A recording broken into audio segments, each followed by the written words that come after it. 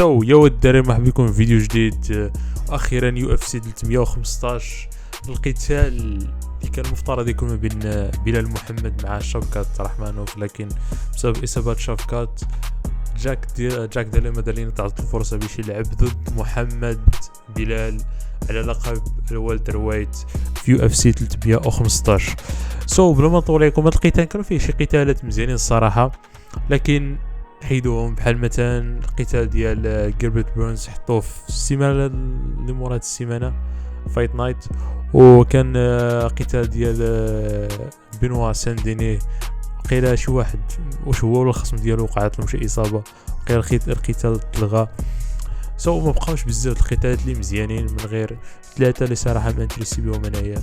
بلال محمد مع ضد جاك ديلا مادالينا على اللقب، وكذلك القتال اللي قبل منهم الكومين ايفنت فالنتينا شيفشينكوف ضد مانون فيغوت، والقتال اللي قبل منهم اللي هو ما بين ألدو وأيمن زهابي.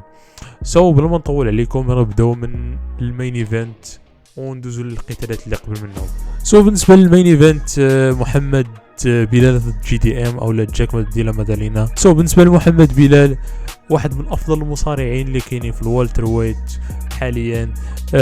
خونا عنده واحد المصارعه اللي دائما كتخليه مسيطر على القتال، سواء في القتال ديالو قبل اللي شفناه ضد ليون ادواردز فسيطر تماما على ليون ادواردز. فمحمد بلال عنده واحد المصارعه اللي مذهله صراحه بالنسبه للفئه الوزنيه اللي راه فيه، وكذلك بسبب هذه المصارعه فهي كتعطي واحد الافضليه في السترايكينغ، لان الخصم ديالو دائما كيفكر في المصارعه، بالتالي ما كيسرحش ولا ما كيطلقش اليدين ديالو بشكل مستمر، وهذا الشيء اللي كيعطي له هو افضليه في السترايكينغ بسبب المصارعه ديالو اللي كتخلي الخصم ديالو دائما مستعد للتيك داون ديال بلال.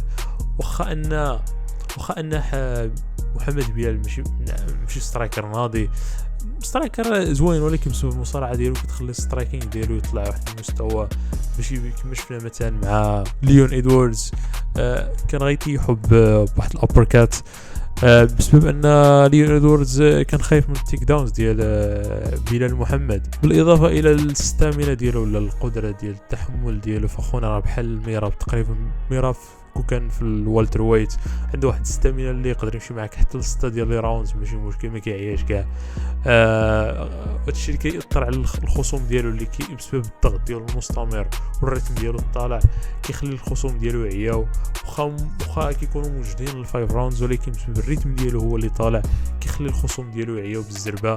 ذلك الخبره الطويله ديالو مع مقاتلين من انواع مختلفه، سواء سترايكرز سواء مصارعين بحال شون بريدي اللي هو من احسن المصارعين اللي كاينين دابا في الوالتر ويت، ومن احسن اللعابه ديال الجوجيتسو، كما شفنا سيطر عليه بشكل تماما، حتى ان القتال ديالو مع شون بريدي اللي كان هو المرشح يفوز على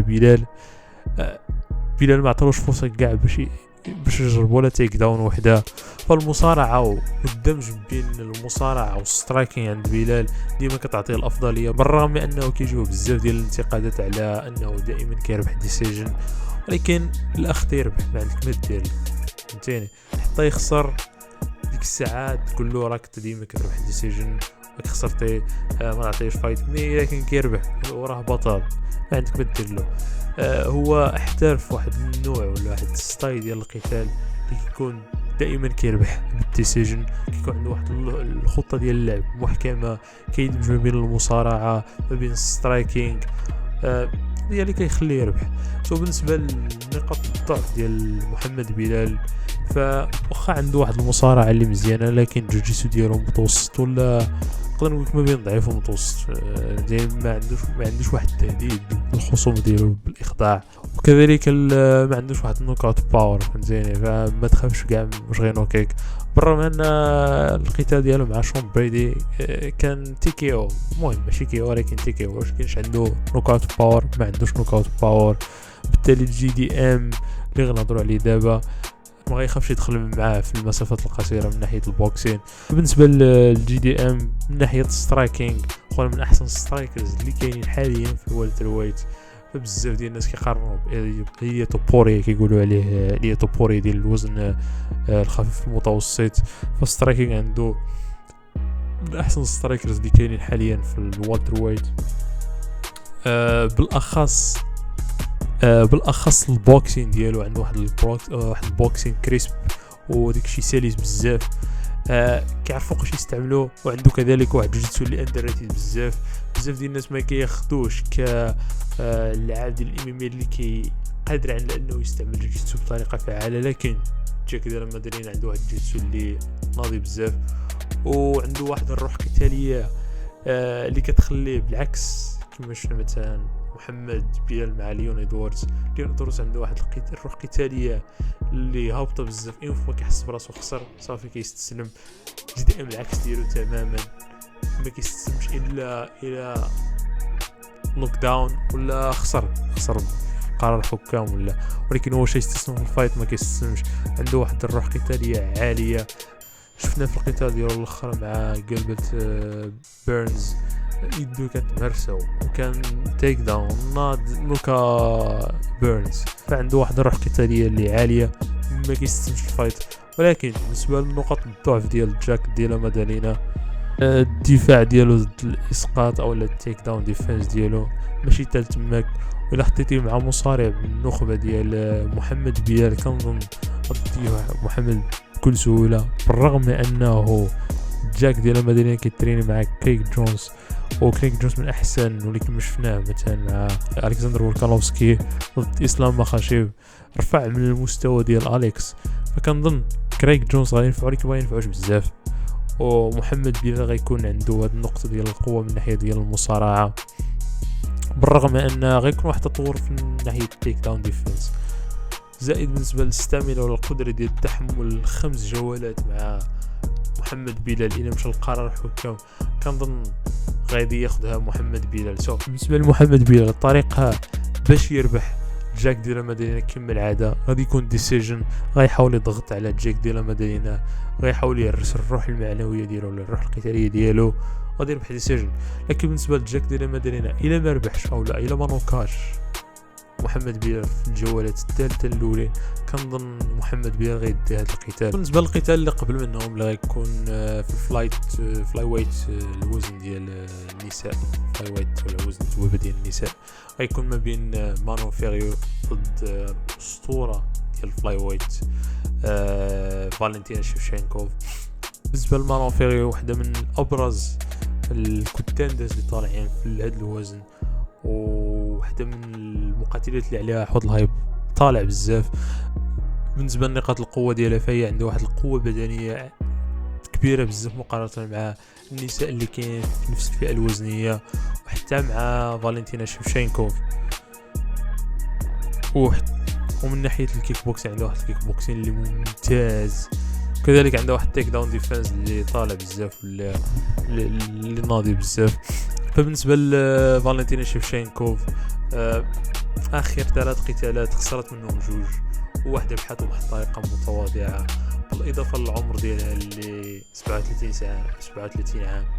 فالنتينا كنظن بلي كبيره في العمر، باللي حتى المستوى ديال القتال بدا كينزل، مبقاش ديك فالنتين اللي كنا كنشوفوا شحال هادي عنده واحد السترايكينغ اللي ناضي بزاف، الكلينش وورك ديالها ناضي بزاف.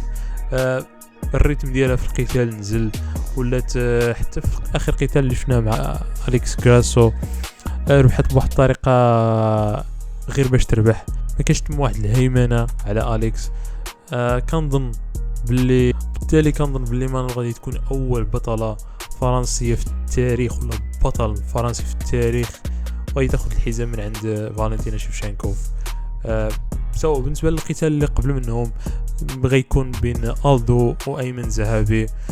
بالنسبه لألدو واخا كبير بزاف في العمر وخسارات ديالو اللي كانوا بزاف، كنظن باللي سريع بزاف مقارنه مع ايمن زهابي، بالرغم ان ايمن عنده واحد الكيك بوكسين زوين ولكن بطيء زي كيفاش. كنظن ألدو غيكون سريع بزاف على المستوى ديال ايمن، ويستعمل الليك كيكس. كما كنعرفوا ألدو واحد من احسن المقاتلين الزمان ديالو يستعمل لي كيكس. كنظن بلي غادي تكون قرار ديال الحكام وغادي ياخذها من ايمن الذهبي. بالنسبه لليو اف سي 315 ما فيهاش شي قتالات اللي صراحه مانتريسي انا مانتريسي بيهم بزاف هادو اللي كاينين. تنساوش ديروا لنا واحد لايك الدراري، واحد السبسكرايب، و هادشي اللي كاين، وكومنت قلنا شكون اللي كتشوفوا غيربح، شكون اللي كتشوفوا غيخسر، التوقعات ديالكم. هادشي اللي كاين، عند سيو.